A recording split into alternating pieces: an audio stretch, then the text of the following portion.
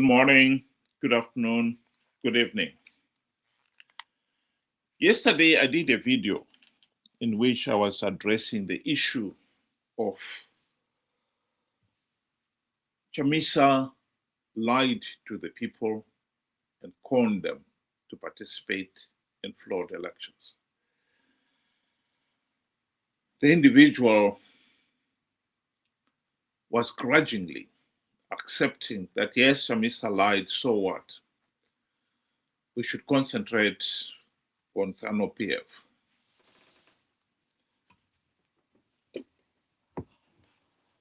Because they are the ones who are in power. True enough, Zanu PF are in power. The main contention is the people of Zimbabwe have risked their lives to elect the opposition MDC A these last 25 years to implement the democratic reforms to stop Zanu PF rigging the elections. And when Chamisa was lying about he has plugged vote rigging loopholes, he was helping Zanu PF stay in power because people believed him and they participated, and by participating their millions, they gave the regime legitimacy. That was the argument. This morning there was a counter argument, and this time this individual is arguing that I should form my own party. The paground, he argues.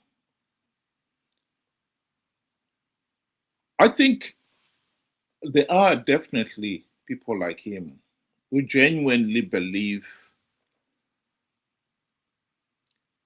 or understood that Chamisa had lied to them. After all, he had lied to them before as well.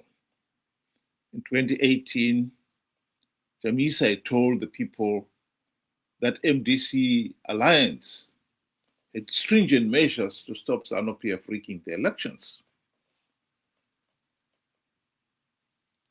And as we all know, Zanu PF went on to blatantly rig those elections. But these people still participated in 2023 elections, even if they suspected that Chamisa was lying. The argument is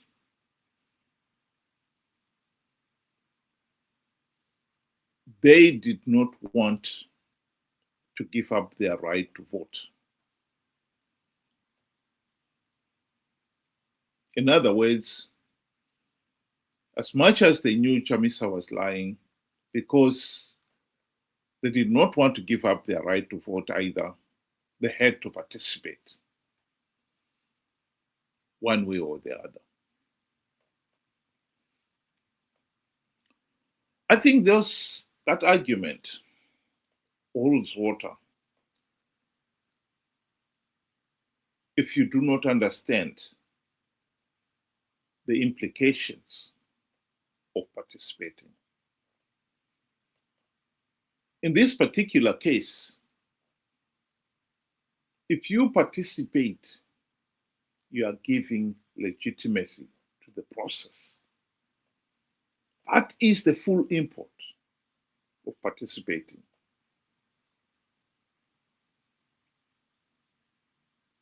As much as you would want to exercise that right to vote, but if it is only legitimizing the process that is flawed, surely your continued exercising of that right is counterproductive. Zimbabwe has had 45 years of rigged elections. We need to put an end to this cycle of rigged elections, participating in them and giving the process legitimacy. That is what we need to break, that cycle.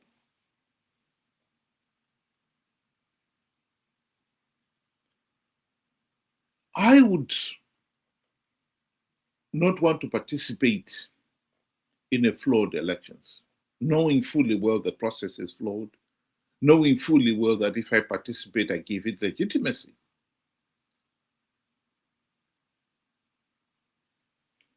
The follow-up question to that one, some people would ask is, this issue of legitimacy, how would my not participating in these flawed elections give a Zanu PF legitimacy? I think that is an important question.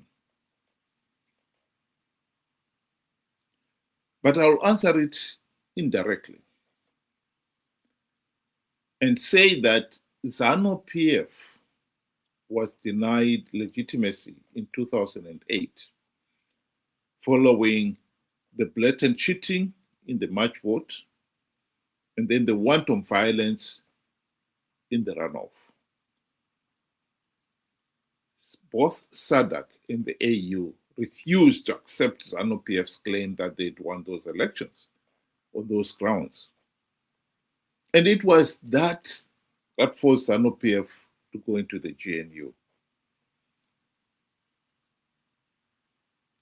Yes, SADC did not make a big song and dance about we are denying you political legitimacy and so forth, but that message was sent through. I believe SADC and the AU would have done the same thing in 2023 because SADC and the AU election observers condemned Zimbabwe's elections as flawed and illegal. We all know that.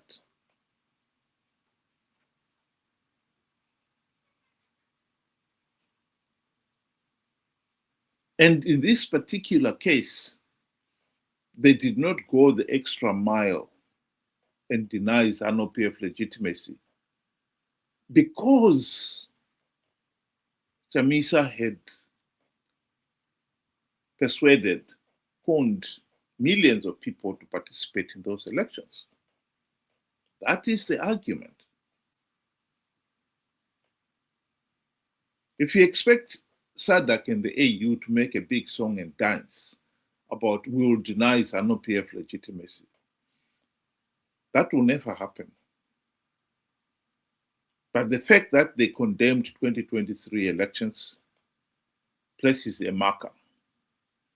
They know that Zanu PF has not implemented any meaningful reform since 2023 elections, and so they'll be going to 2028 elections with no reforms. If people do not participate in those elections in their millions, of course SADC and the AU would deny them legitimacy. Here is Mnangagwa boasting about ignoring SADC and the AU reports condemning the 2023 elections. Vana vakatuka Zanu PF kana ini ndonyanyisa kufara kuita zvakanaka. Ukavona vavengi vakwashi kurumbidza nekuchikanganisa. Ukavona vachiti Zanu PF yakaipa farai. You are doing correct things for your country. Homu takaita maelections edu kuna vamwe vaitaura zvisina musoro zvikanzi maelections anofamba zvakanaka ndezvavo.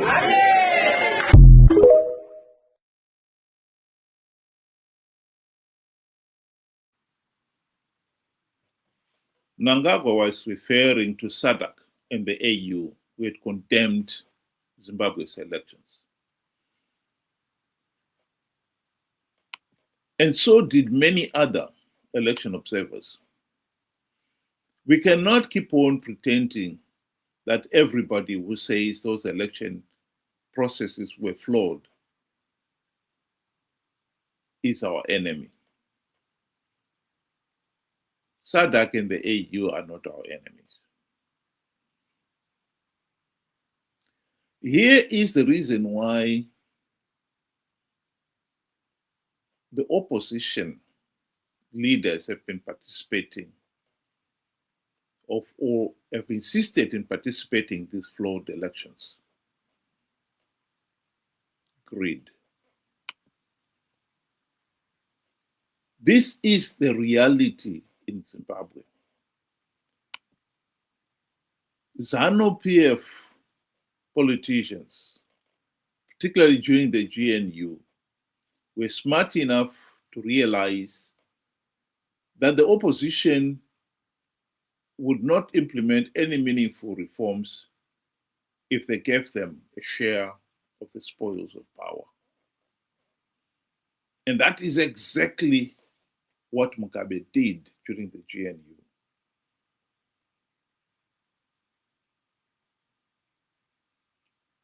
He gave Morgan Tsvangirai and company the trappings of high office. The E-class Mercedes-Benz for all the deputy ministers, the two deputy prime ministers, and Prime Minister Morgan Tsvangirai himself, the very generous salaries and allowances for all the ministers, senators,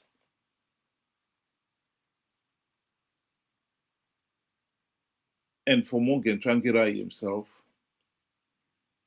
the $4 million mansion in Highlands. The opposition guys forgot about the reforms. They failed to implement even one meaningful reform during the entire 5 years of the GNU. And ever since the GNU debacle, they've been participating in these flawed elections, knowing fully well that the process is flawed, knowing fully well that by participating, they will be giving legitimacy to the regime. But they continue to participate out of greed. So as much as the ordinary person gains absolutely nothing from participating, we should not make the mistake of thinking that the opposition, politicians, are not benefiting from participating. They are. Here is Margaret Dongo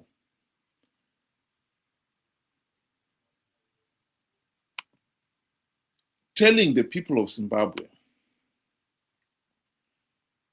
why the opposition, the MDC C guys, participated in the 2023 elections and went on to even take up their seats, even after SADC and the AU had condemned those election processes as flawed.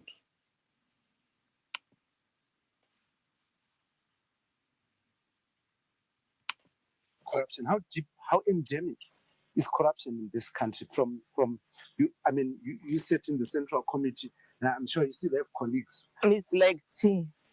Chai, Kenyans call it chai. It's like tea.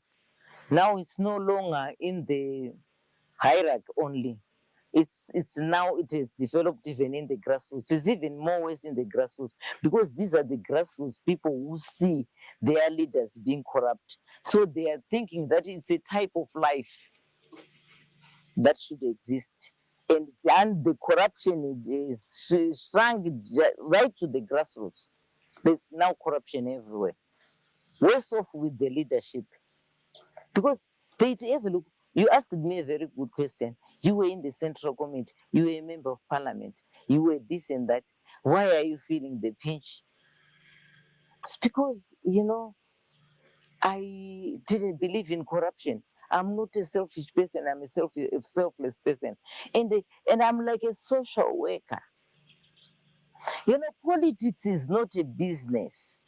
This is what I want to remind most of our MPs and other people. Do you think they look at it as a business? Yes, they look at it as a business. Because They look at it as a business seriously, because the moment they go, business and employment creation, because if they go to parliament, you are employed. You get a car, you get a stable salary, and you are paid until your term is over. Already you are employed. If you are out, you're out of employment. If you serve 2 terms, you get a pension? Why did Amazon send me $20,000? Because I use Amazon AI. I'm going to show you a way to attend. You get a pension. Then already, this is why people kill in politics. They kill to be in parliament. This is why we have violence in this country, because there is no employment. The only employment which is there is in politics. There is no other outside employment. So for them, a very good example is, look at what happened to CCC, the Triple C party. Have a look. When they lost, when they said they were rigged, what I expected from them, I expected all parliamentarians to say, we are not going to go to participate in a rigged system, and we are not going to sit in a rigged parliament, because the elections have been rigged. So all of us were not going to parliament. Imagine what could have happened. We could have gone into new elections. There's no way Zanu PF was going to rule alone. You think so? Yes. Do they care? Caring or not caring, the public would have forced them, because the majority of the people would want representation in parliament. But they went anyway? But they went. They realized that, you heard them complain, I used my own money to be in parliament. But what about me who have voted for you? I used my own money. So the idea is to recover. Is it a business where you want to recover your losses? Is it a business? Politics, is it a business where everyone else, when you get in parliament, you want to recover your losses? I'll stop it there. The truth of the matter is, which some people have failed to appreciate here, is that the opposition has been participating in these flawed elections, knowing fully well that the process is flawed, knowing fully well that by participating, they are giving the process legitimacy. They participated out of greed. Indeed, Magredon could have taken this whole argument one step back during the GNU, when MDC had the golden opportunity to implement the democratic reforms. They failed to implement even one token reform because, like I said, Mugabe bribed them.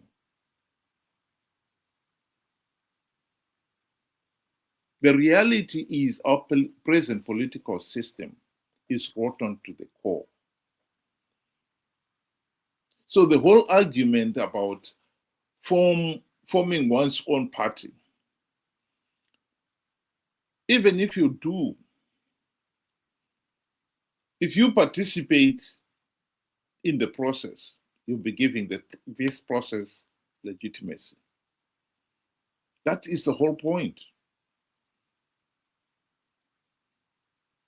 Why would you participate only to say, I'm not taking up my seat? All these people who have been participating in these flawed elections, I can rest assure you, they are going to participate come 2028 with not even one token reform implemented. That is the truth. And I won't expect them to do anything other than that. It will make sense. If it made sense to them to participate in 2023, why would they change now? Of course they will participate.